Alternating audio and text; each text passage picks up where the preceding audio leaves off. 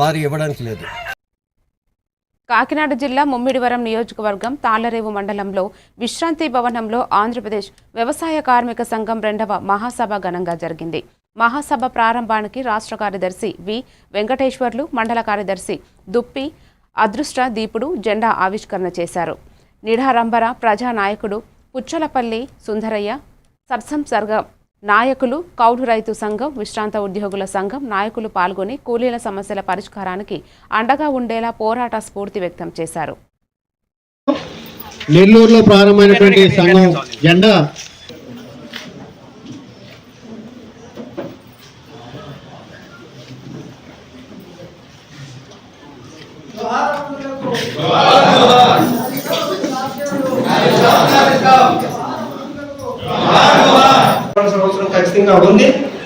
ఎందుకంటే దేశంలో పార్లమెంట్ సభ్యులు 140% మంది ఉన్న వ్యవసాయ కార్మికుల ఓట్లతోనే మీరు పార్లమెంట్ సభ్యులుగా గెలిచారు.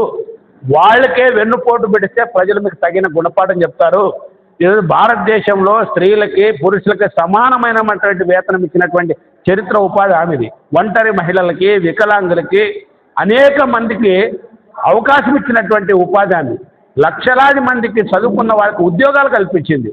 ఇంతటి చట్టాన్ని ఈ బీజేపీ దుర్మార్గమైన ప్రభుత్వం కుట్ర పన్నుకుంటే రాష్ట్రంలో ఉన్నటువంటి ఎన్డీఏ ప్రభుత్వం, తెలుగుదేశము, జనసేన వాళ్ళకి మద్దతు ఇవ్వడం అనేది చాలా దుర్మార్గమైంది.